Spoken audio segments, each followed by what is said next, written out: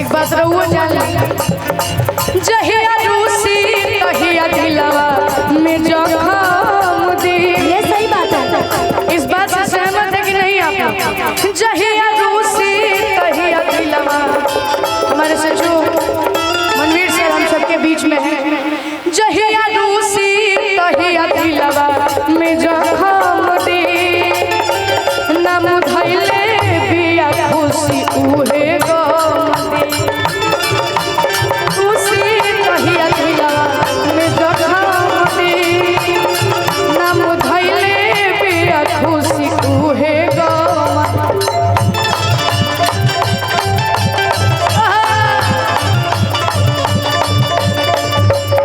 अच्छा सच में बड़ी गर्मी होता है। हाँ। एगो गर्मी के गाना के ले जानता लगा एकदम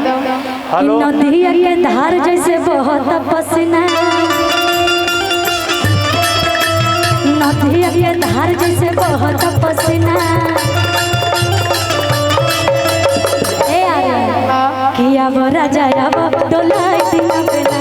अब राजा अब डोलाई दिन बेला, राजा अब डोलाई दिन बेला।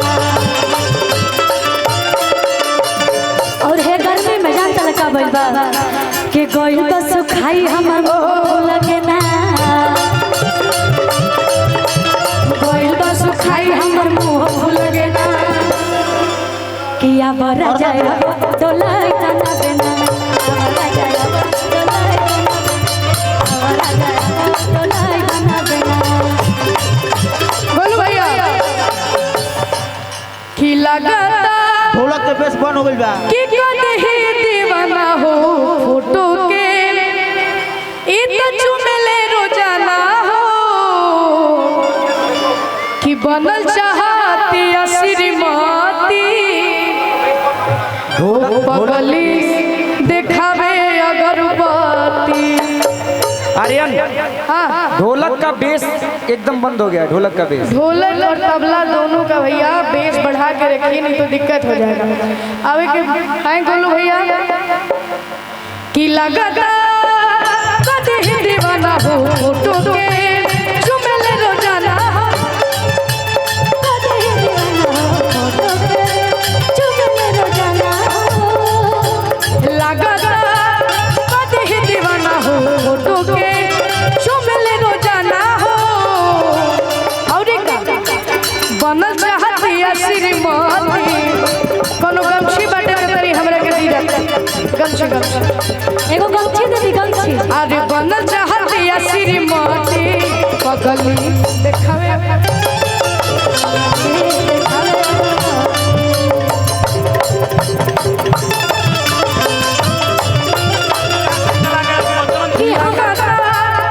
कहीं दीवाना हो फोटो के, चुमेले रोजाना हो। बनल चाहती श्रीमती, बनल चाहती श्रीमती पगली देखावे अगरबत्ती। Hello hello hello check check check check hello hello hello hello. Hello आज जिस चीज के लिए हम सभी यहाँ पे एकत्रित हुए हैं, आज वो खुशी कि हटावा दारू पिया तू हयो उठावा के पानी। ए पियऊ जात बाड़ा पुलिस के बहाली रे, जबकि 20% सरकार जात बड़ पुलिस के बहाली रे, कुछो ले ले अइहा, कुछो ले ले अइहा, ललकी रुमाली रे में कुछो ले ले अइहा,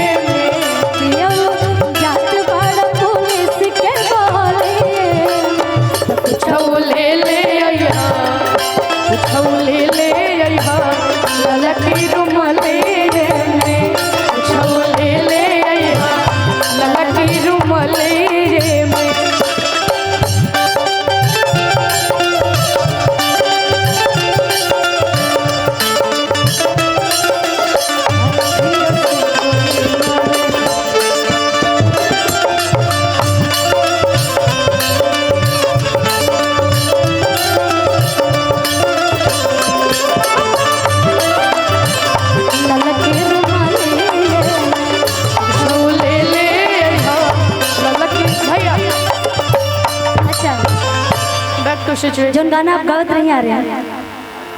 कि हटावा दारू पियो तू अरे उठावा के पानी आई दोनों माइक का लेवल बढ़ा के रखिए। छोड़ा राजा गाजा अब समारो मर जावा छोड़ा राजा गाजा संभारो मर जावा छोड़ा राजा गाजा अब समारो मर जावा आओ कि कब लेने भाई भाई अपन रसम खाना दानी हे माया अपन रसम खाना दानी कब लेने भाई भाई अपन रसम खाना दानी ये आदि शक्ति से हमारे गाना आइल रहे हाँ कि छोड़ा राजा गाजा अब समारो मर जावा छोड़ा राजा गाजा अब संभारो मर जवानी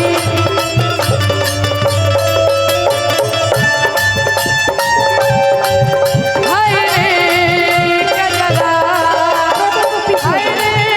उठवाली हाय रे गजरा तोहरो टूटिस घघराए गोरी कहियो तू करबै कुमार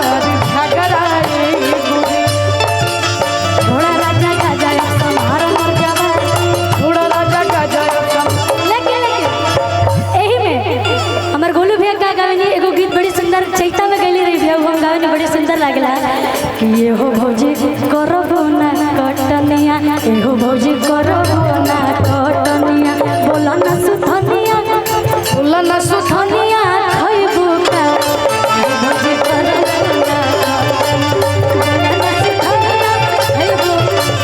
ए हो भौजी करबो कि कमनी सवतिया मरले बमतिया कमनी सबतिया मरले भगतिया अपने गुजरिया के गइला तू भूल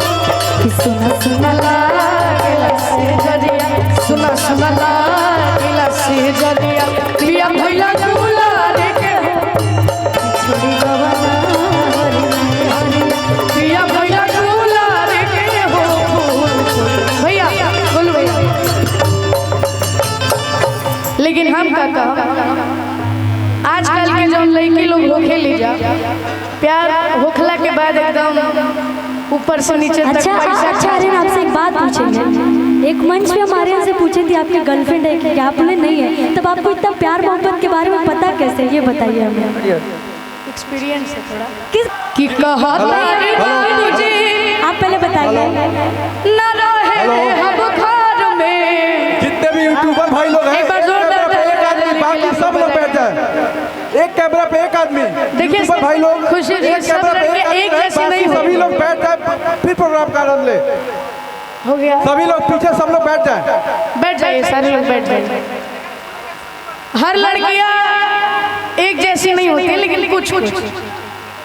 लड़का लोग एकदम ऊपर से नीचे तक पैकेट ढीला हो जाला ऐसे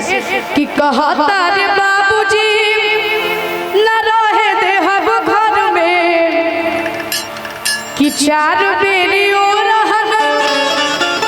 आया बेला दिन भर में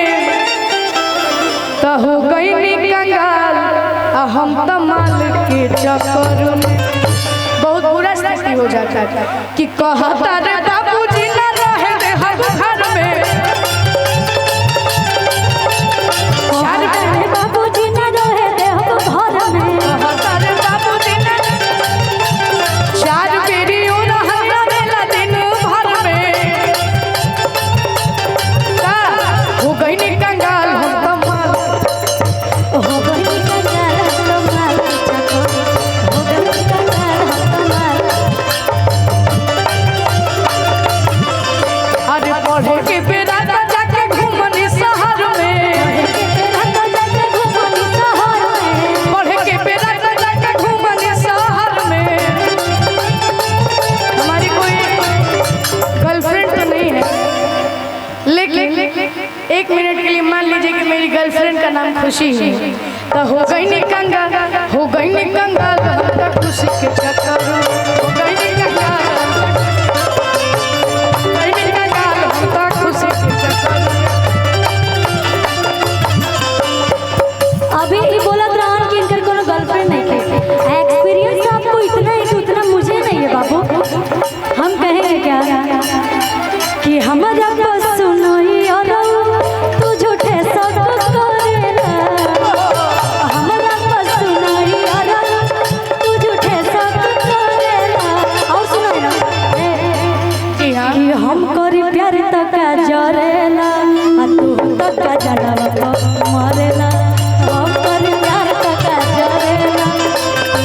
बजाया कमरेला तो हम करी प्यार का जरेला तू भय गजब